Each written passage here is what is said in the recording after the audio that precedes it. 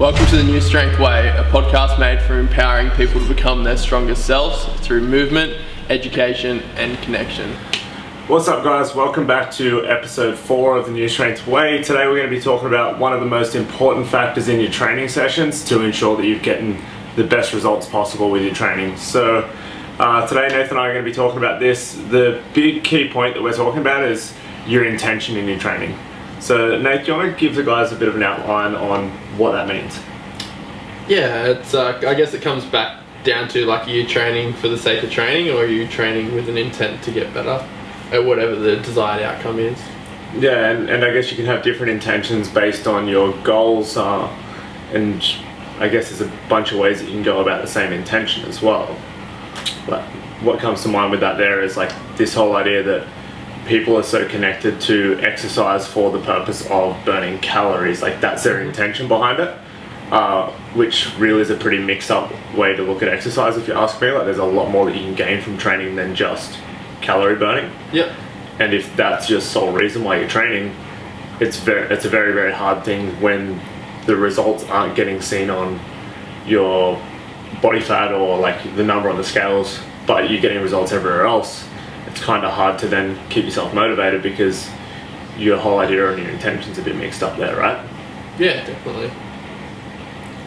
I would agree with that. Yeah. So let's talk about a bit more on that idea of what are you training for idea for people. Yeah, for sure. I think that comes back to what you just spoke of then, Jake, and it's getting very clear on why you're training. And I think someone that's doing it for just burning calories isn't clear yet. Yeah. I think that's what they're lacking, to be honest. I think they haven't got completely clear on why they're doing what they're doing. And I think going back to that and getting really clear on what the outcome is that you want, and then making a plan and having an intent each time you train. I think some days it's necessary, you just kind of turn up and get the work done. But I think the best results are always found when people train with intent on each movement, each rep, and each day kind of thing. And I guess there is different exercises, there's different parts of your training where you can use different pieces of intent. I guess a lot of the time we talk about intensity when it comes to intent, right? Yeah, definitely. For me, intent's mental focus, I think. That's what I resonate with the most. Yeah, and but I guess it's probably most confused with intensity. Yeah. Yeah, so people get the idea of if you're not training hard, it's not worth training. Yeah. But you can't do flexibility training hard, or you can if you are with certain things, but you can't be doing that all the time. Yeah, I understand. Yeah, I think it definitely comes down to, again, just knowing why you're doing it, what's the intent behind it, and that directs your actions and the intensity required in those actions. If someone's training to be a gold medalist, they're training hard all the time. There's a certain level that's required, and that's what needs to be done. Or if someone's training to be their best self, whatever that looks like to them will require a certain amount of effort. And I think that needs to become very clear for people when they are training. It's no, it doesn't always have to suck and be the hardest session ever, but there is a minimal requirement of yourself to turn up and put in a certain amount of effort.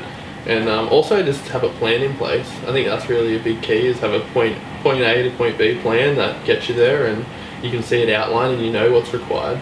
Yeah, and I guess that's for some people the intent might be that they still want to be here in 5 years going for it again. They still want to be improving in 5 years time. You can have two different approaches. If your intent is I need to peak for this competition, whatever it might be, in 12 weeks time, your intent's going to be very different in doing that versus your intent to, I still want to be making progress in 5 years time.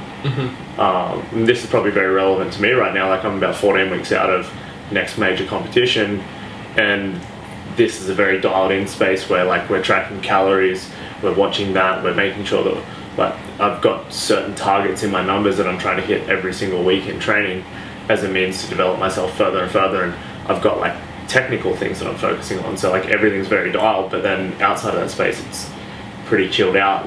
I'm still going when I need to go, but it's not as it doesn't have the intensity within that intent. It's doing things well, but it's not doing things at 100 miles an hour. It's the intensity or the intent sometimes there is just rebuilding, so I can do those hard bouts again. And I guess that's something that we talked about that we wanted to cover here, is like that the bouts of intensity is part of having a longer term strategy in your training and having intention of how you're going to be taking it over months and years. So yeah, definitely. How do you look at that, Nath?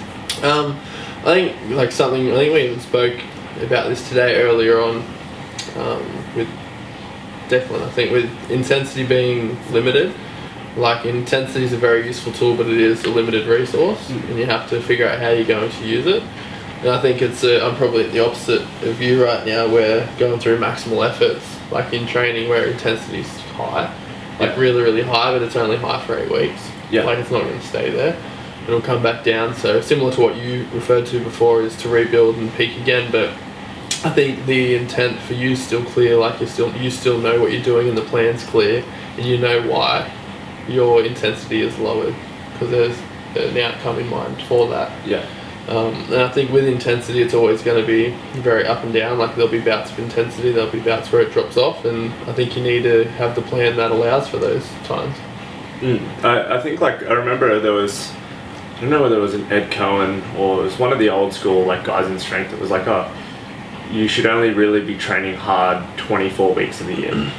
Like, and they're like, what's that, 6 months? Yeah, it's 2 12-week cycles. Yeah. So it's 2 12-week hard cycles, and in between they're like, well, what do you do the other 28 weeks of the year? Mm-hmm. And it was like, well, you have a couple of weeks off because it's not going to hurt you to take a couple of weeks off training, or have a couple of light weeks. You have a couple of weeks where you're getting the job done, but you're not focusing on like going as hard as possible. Mm-hmm. You're just making sure that you're improving on the things that were weak points in the past and bringing them up, so that when you decide to go for those harder bouts of intensity, you can do that, you can push harder, you can still handle those bouts and come back stronger in the end. Because ultimately you don't want to be going from training cycle to training cycle and never make an improvement, right? Yeah, definitely. And I think that comes to the next point that we want to speak of, is like celebrating the little wins and celebrating small PRs, like whether it's different movement variations that you haven't done much of, getting a PR in that, or even like I know before, Jake, you were talking to me about like rep speed, like at a sub-maximal weight. And I don't think many people would take that into account. Like it was a set of 5 at 200, another set of 5 at 200, but one was performed quicker than the other one, and that for you was a sign of progression. So I think if people can get clear on small wins, there's more victories, and they can have a positive flow or create positive momentum for someone, and that gets you through maybe, for some people, I know it is for me, the more boring training cycles that are necessary. Definitely, and I guess it's one of those things that little wins in training help. Like they drive that momentum. Momentum makes it easier to stay consistent with your training, and staying consistent with your training drives results. And I guess that comes into like how we wanted to finish this today up, was talking about like results come from effort ultimately. Like regardless of what training adaptation you're looking for, if it's flexibility, it's applied like time spent in trying to get more flexible.